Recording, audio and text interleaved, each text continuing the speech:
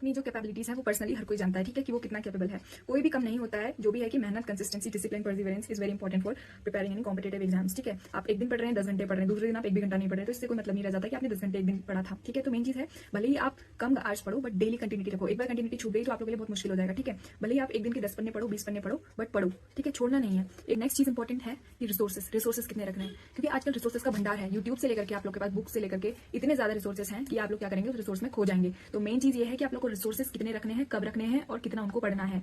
आप 10 बुक्स यहाँ पे ला करके रख देंगे और आप लोग को एक भी बुक नहीं आ रही तो कोई फायदा नहीं है। So hello students, welcome back to my channel. तो आज की इस वीडियो के थ्रू मैं आप लोगों के डाउट्स क्लियर करूंगी। बहुत से स्टूडेंट्स ने कमेंट्स किया था कि वो 4th ईयर में है, तो 4th ईयर के बाद उन लोगों को कॉम्पिटिटिव एग्जाम्स जैसे कि एम्स, नॉर्सेट, DSSB, RRB के एग्जाम को कैसे टैकल करना चाहिए, कैसे उनको प्रिपरेशन करनी चाहिए, ठीक है। तो देखिए, आज की वीडियो का मेरा मेन मोटो यही है कि मैं आप लोग को वो एडवाइस दूंगी, वो गाइडेंस दूंगी जो मैंने पर्सनली अपने में अप्लाई करी थी, ठीक है। तो अगर आप लोग को थोड़ा सा भी इससे बेनिफिट होता है तो आप लोग जरूर इसको अप्लाई करें, ठीक है। So let's get started. सबसे पहली चीज आप लोग को ये ध्यान में रखनी है कि आप लोगों ने 4 साल कैसे पढ़ाई करी है। अगर आप लोग को खुद से पूछना है दैट आपके कंसेप्ट कितने क्लियर हैं, अगर आप लोग को लगता है कि आप लोगों ने 4 साल बहुत अच्छे से पढ़ाई करी है, तो आप लोगों के लिए कॉम्पिटिटिव एग्जाम्स को टैकल करना, क्लियर करना थोड़ा आसान हो जाएगा। अगर 4 साल अच्छे से पढ़ाई नहीं करी है तो अभी भी देर नहीं हुई है, आप लोग अभी भी अच्छे से प्रिपेयर करके अच्छे अपने मनपसंद एम्स में जा सकते हैं, ठीक है। एम्स ही नहीं, कोई भी सेंट्रल गवर्नमेंट एग्जाम जो कि आप लोग भर सकते हैं, ग्रुप बी टिकट, ठीक है। तो उनको आप कैसे प्रिपेयर करेंगे तो मैं पर्सनली एडवाइस दूंगी, जो मैंने अप्लाई किया था वो मैं आप लोग को बताऊंगी। अगर आप लोग को लगता है कि ये आप लोग के लिए भी बेनिफिशियल है तो जरूर आप उसको भी फॉलो कर सकते हैं, ठीक है। सबसे पहली चीज, ठीक है, आप लोग को क्या देखना है कि आपके कंसेप्ट कितने क्लियर हैं। सेकंड चीज, आप लोग को क्या देखना है कि आप लोग के पास रिसोर्सेज कितने हैं, आप लोग के पास बुक्स कौन कौन से आपके पास अवेलेबल हैं, और आप लोग के पास क्या कोचिंग है या कोचिंग नहीं है। जरूरी नहीं है कि कोचिंग करके ही आप लोग क्लियर कर सकते हैं, बिना कोचिंग के भी सेल्फ स्टडी से भी आप लोग कर सकते हैं, क्योंकि आजकल रिसोर्सेज बहुत ज्यादा हैं, ठीक है। फर्स्ट आपको क्या करना है, एनालाइज करना है, कंसेप्ट देखना है कि आप लोगों ने पढ़ाई 4 साल कैसे करी है। सेकंड चीज आप लोग को क्या देखना है कि आप लोग के पास रिसोर्सेस क्या क्या हैं, कितने रिसोर्सेस हैं, कौन कौन से आप लोग के पास बुक्स अवेलेबल हैं, ठीक है। तो मैं आपको ये बताना चाहूंगी कि रिसोर्सेस अपने पास लिमिटेड रखिए, उतने रिसोर्सेज रखिए जो आप लोग लास्ट टाइम में रिवाइज कर सकते हैं, ठीक है। अब तीसरी चीज में आप लोग को एक पतली सी कॉपी ले लेंगे। सपोज मैंने क्या किया था, मैंने एक पतली कॉपी ली थी, ठीक है, ये मेरी कॉपी थी। इस पतली कॉपी में मैंने जो अपने सब्जेक्ट्स होते हैं, मेन सब्जेक्ट्स होते हैं, हर एक पेज पे हमने क्या कर लिया था, मैंने अपने सब्जेक्ट्स लिख लिए थे, ठीक है। जैसे कि हमारा fundamental of nursing, medical surgical nursing, psychiatric हो गया, पीडियाट्रिक्स हो गया, कम्युनिटी हेल्थ हो गया, ठीक है। ये ऑब्स्टेट्रिक्स एंड गायनेकोलॉजी, पीडियाट्रिक्स, ये हमारे मेन सब्जेक्ट होते हैं। इन सब्जेक्ट को आप लोग पढ़ लोगे तो डेफिनेटली आप लोग आराम से क्लियर कर सकते हैं, इसके बाहर कुछ नहीं आता है। और मेन चीज मैं आप लोग को ये बताना चाहूंगी कि आप लोग डेली 10-10 अपनी क्या कर सकते हैं, करंट अफेयर्स, क्योंकि देखिए करंट अफेयर्स बहुत जरूरी है। भले आप कॉम्पिटिटिव एग्जाम्स के लिए तैयारी कर रहे हैं या फिर आप लोग रह रहे हैं, जैसे भी रह रहे हैं, ठीक है। आप लोग स्टूडेंट्स हैं, आप लोग कॉम्पिटिटिव एग्जाम्स की तैयारी कर रहे हैं, बट अप टू डेट रहना, न्यूज का क्या चल रहा है देश में, ये बहुत जरूरी है। तो डेली आप लोग को क्या करना है, एटलीस्ट न्यूज तो देखनी ही देखनी है और करंट अफेयर्स अपने बनाने। ये नहीं कि लास्ट टाइम में जैसे एग्जाम आता है उसके 10 दिन पहले हम लोग करंट अफेयर्स देख लेंगे, ये नहीं। आप लोग ये पर्सनल के लिए भी है ये और कॉम्पिटिटिव एग्जाम्स के लिए है, ठीक है। कि आप लोग क्या करेंगे, अप टू डेट रहेंगे किसके लिए, क्या चल रहा है देश दुनिया में, ठीक है। This is very important. चौथी चीज आप लोगों को क्या ध्यान में रखनी है, आप लोगों ने सब्जेक्ट्स लिख लिए, ठीक है, हर एक पेज में एक एक सब्जेक्ट लिख लिया। चौथी चीज आपको क्या करनी है, आपको जो प्रीवियस ईयर क्वेश्चंस देखने हैं, लास्ट 5 इयर्स में किस तरह से, किस टॉपिक से, किस सब्जेक्ट से कितने क्वेश्चन किस तरह से पूछे जाते हैं, ये आप लोग को क्या करना है, एनालाइज करना है। आप एनालिसिस करने में टाइम लगाएं, ठीक है। मेन चीज जो होती है ना, एनालिसिस इज वेरी इंपॉर्टेंट। आप लोग को एक बार पता चल जाता है थोरो कि किस तरह से क्वेश्चन पूछे जाते हैं और किस तरह के उसमें क्वेश्चंस हमारे जो हैं वो आ सकते हैं, कौन कौन से टॉपिक इंपॉर्टेंट है, जैसे कि BMW हो गया, CPR हो गया, ठीक है, एंटी हाइपरटेंसिव मेडिसिन हो गया, एनेस्थीसिया, ये हमारे वेंटिलेटर, बहुत से ऐसे टॉपिक्स हैं जो कि यूनिवर्सल टॉपिक्स हैं। इन टॉपिक्स से आना ही आना है, ठीक है। तो आप लोग को क्या करना है, प्रीवियस ईयर, भले ही आप 1 दिन लगाओ, 2 दिन लगाओ, 3 दिन लगाओ, इस एनालिसिस इज वेरी इंपॉर्टेंट। 3 दिन में आप लोग क्या कर सकते हो, आराम से अपने प्रीवियस ईयर क्वेश्चंस देख सकते हो, ठीक है। अब आप लोगों ने हर पेज में क्या कर लिया था, अपने टॉपिक, अपने जो है सब्जेक्ट्स लिख लिए थे। जब आप एनालाइज कर रहे हैं तो उस वक्त आपको क्या करना है, सपोज फंडामेंटल के आपने मतलब आप एनालाइज करते करते आप लोग को लग रहा है कि ये फंडामेंटल का क्वेश्चन है, तो ये टॉपिक हर साल पूछा जा रहा है, तो उसमें टॉपिक्स भी लिखते रहा। ठीक है, आप लोग लिखते जाएंगे टॉपिक्स, जैसे जैसे एनालाइज करेंगे तो जैसे कि आपने फंडामेंटल लिखा है, जैसे मेडिकल सर्जिकल लिखा है, पीडियाट्रिक्स लिखा है, ये आप लोग क्या करेंगे, एनालाइज करेंगे। एनालाइज करने से आपका क्या फायदा होगा कि आप लोग को पता चल जाएगा कि कौन सा टॉपिक मोर इम्पोर्टेंट है, किस तरह से क्वेश्चन पूछे जा सकते हैं। एक ही क्वेश्चन है, उसको तरह तरह से घुमा घुमा के क्या होते हैं, क्वेश्चन पूछे जाते हैं। सपोज क्या है, केस सिनेरियो आजकल आने लगे ज्यादा, पहले केस सिनेरियो बेस्ड क्वेश्चन थोड़े कम आते थे, बट अब क्या है, क्लिनिकल थोड़ा ज्यादा पूछा जाता है।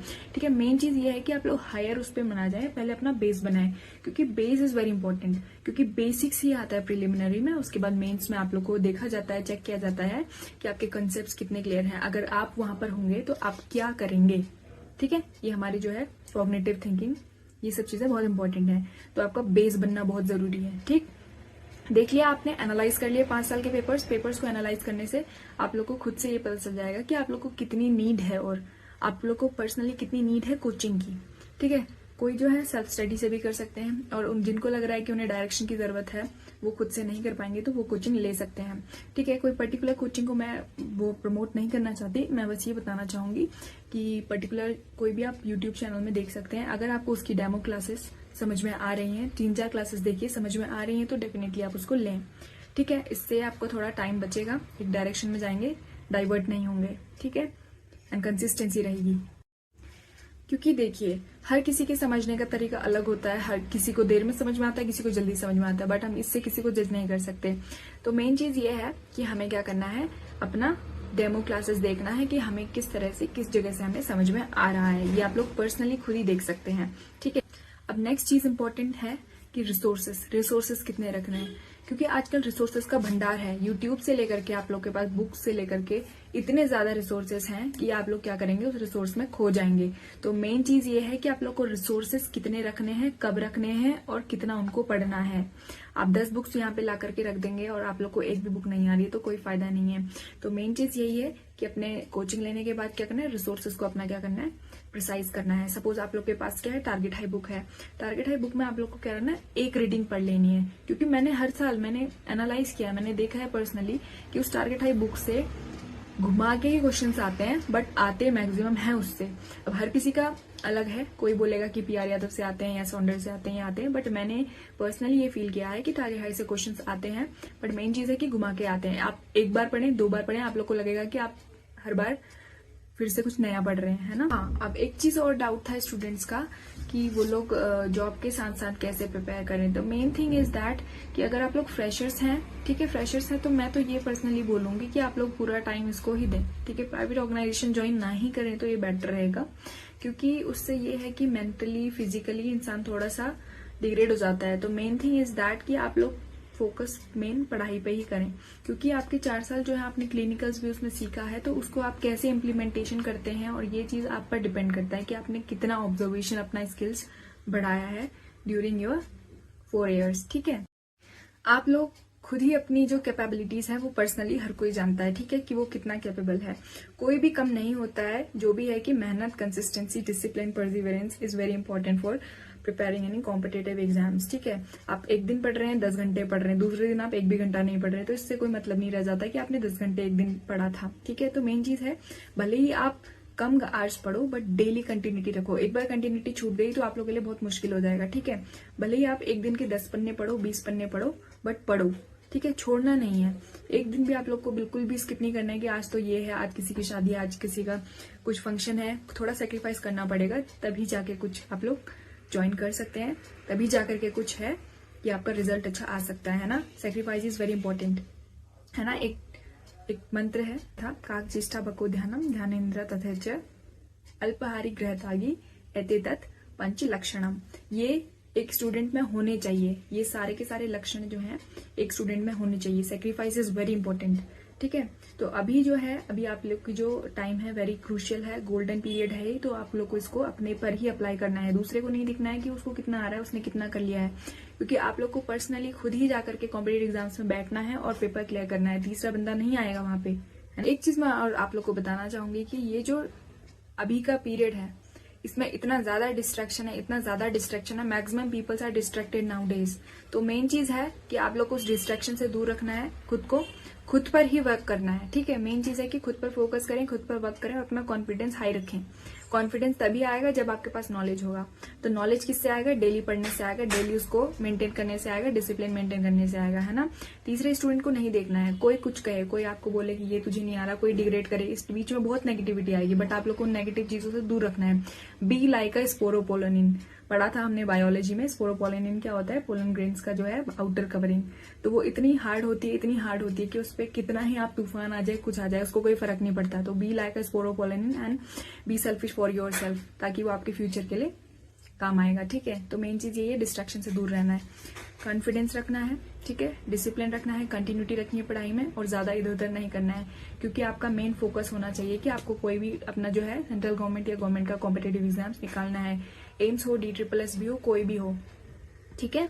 दिस इज योर जर्नी, ये आपकी जर्नी है, कोई तीसरा स्टूडेंट नहीं आएगा आपके कॉम्पिटेटिव एग्जाम्स में।